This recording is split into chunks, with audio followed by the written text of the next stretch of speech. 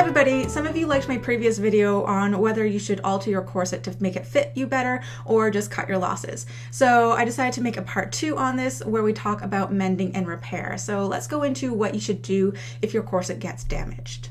Let's start with a ripped seam in the corset because that is the one that people tend to panic over. If it's just the threads that have snapped and not the fabric itself that has torn or disintegrated, it's very fixable. The quick and dirty way is just to whip stitch that seam back together by hand, and if you wish you can cover that mending job by covering it in lace, and you can make it symmetric on the other side to make it look deliberate. The mending process might take say 20 minutes, but give yourself extra time if you'll be embellishing the corset afterwards. Another thing that you could probably do is add an external boning channel over that seam, and again make it symmetric on the other side, or you can add external boning channels all around the corset if you want. That might take a couple of hours because you'll have to be cutting the strips of the external boning channels and pressing them and then sewing them into place and taking the bones out and putting them back in the entire corset, so give yourself a few hours for that.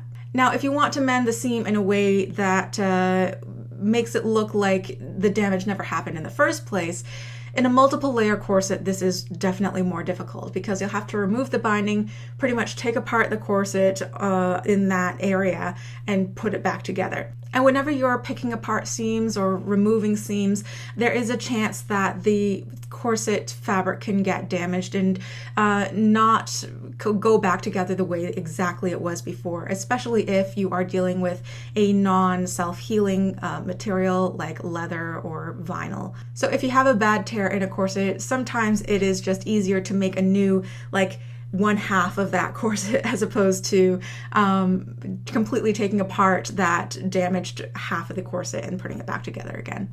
The second corset damage we're going to talk about are broken steel bones. This is like an easy peasy repair. You could just remove the binding on one end of the corset, remove that broken bone, measure the length of the entire bone, order a new one online, and then when it comes back in the mail, replace that bone back into its boning channel and sew the binding back on.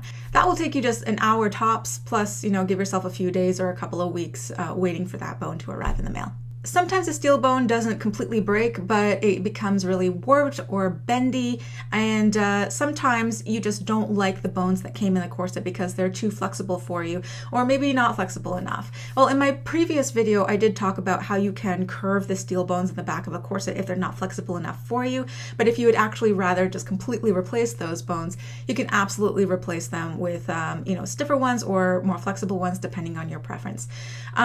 What you can also do for a really bendy back is that you can add more grommets in between the pre-existing grommets, especially at the waistline where there's the most tension. So that will definitely help, as well as tightening the boning channels if they're too loose. Because if boning channels are really like too wide for the bones that they hold, it can sometimes allow the bones to just twist or completely twirl in the channels, which is not allowing it to do its job properly. So I have a video on replacing bones and a big article on what to do if the back of your corset is too bendy, so I'll link those below.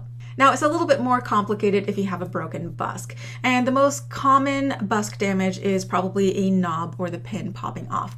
That knob is basically a rivet that has been hammered into a tiny hole within the steel bone. So therefore it is possible to get a rivet setter and hammer that back in. I do have a tutorial on this, but if you lost the knob or it's just not staying in properly, you can try and get a little screw that somewhat matches the size of the other pins on your busk, and you can screw it back into place and use that instead. So that is a pretty easy fix. Give yourself about an hour for it if you already have a rivet setter. Now the corset that I had attempted this repair on was leather, so any pin prick left over in the material would have just stayed there and would have been really visible.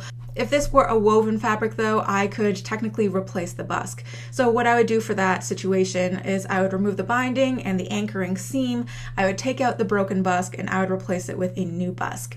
And I did not show this specific type of repair, but I did show how I removed the busk in my cutting down your corset video. If you want to make your corset shorter, I actually show how to remove the busk and put the busk back in without taking out that center front seam. So I do show that process. It's just that you would be, replacing it with a new undamaged busk. I will say though is be careful, because you can't just buy any busk that's the same length online. Your new busk has to be identical in length, but also the number of loops and pins and the distribution of those loops and pins, like the space between them. Otherwise, they will not fit the holes and the seams that were originally put into the corset. And that is a bummer, and I know that from personal experience. If you cannot source a busk or it's too expensive, say you live in another country and you would have to import it in, another thing that you can do is just get rid of the busk altogether, and you can either make a closed front corset or you can replace it with front lacing instead. So if you're going to be completely getting rid of the busk, give yourself about, I don't know, an hour. If you're going to be replacing it with lacing, then give yourself probably about 2 hours, because it takes a long time to put in the grommets. Now, what can you do with bones that have worn through a boning channel, or maybe they're just starting to? If you just start to notice a tiny bit of wearing along the fabric, then you can floss the ends of the boning channel, and that will prevent it from sliding around and can prevent further damage. And it's also really pretty, and you can, add flossing to all the boning channels in your corset and make it look more deliberate. So give yourself, say, I don't know, between 5 and 15 minutes per flossing motif, depending on your experience level and depending on how complicated the motif you choose. If the bone has already worn a hole completely through the fabric, then you might need to add a patch or add external boning channels to cover it up. Once again, you can add external boning channels throughout the entire corset to make it look more deliberate, but give yourself a couple hours to do that. So if you are going to be adding external boning channels to the entire corset to make it look more deliberate and reinforce that material, then you will have to remove the binding on the top and bottom of the corset and remove all the bones anyways. So this is a good opportunity to take a look at the bones and make sure that they were tipped properly or they're not sharp. And if they were incorrectly prepared, then you will have to spend some time, grinding down to make sure the bones are smooth and tip them properly and then put them back in. So you would, that would probably take another hour or so. And the last damage we're going to talk about is a grommet that has popped or fallen out. So if the grommet was just not set properly and you can pinch it back, make it tighter, then that's a super easy fix. But once the fabric around the grommet has become so frayed and damaged that the grommets are just falling out because the hole is too big and it's too loose, it's not going to stay in no matter how tight you press on it. And at that point you have no choice but to reinforce the fabric of the grommet panel or use different grommets that are larger in the hole and have a wider flange. So if your corset originally had a size 00 hole, you'll have to search for grommets that have a size 0 hole. If you have a corset that has size 0 grommets, you'll probably have to replace it with a size 1 grommet, etc. The hardest part about this is sourcing your grommets and making sure that your grommet setter matches the grommet so that it sets them properly and doesn't crush them. If you already have grommets and a setter on hand and you don't care about the grommets all being the same size, you just want to place that 1 or 2 grommets in the back that are falling out, then it'll be like a 10-minute repair. Doesn't really take a long time. But if you prefer to change all of the grommets in the back of your corset so that they all match and reinforce the fabric within the grommet panel, give yourself a couple of hours. It'll take about an hour to take pliers and remove all those grommets, and another hour for putting your new grommets back in.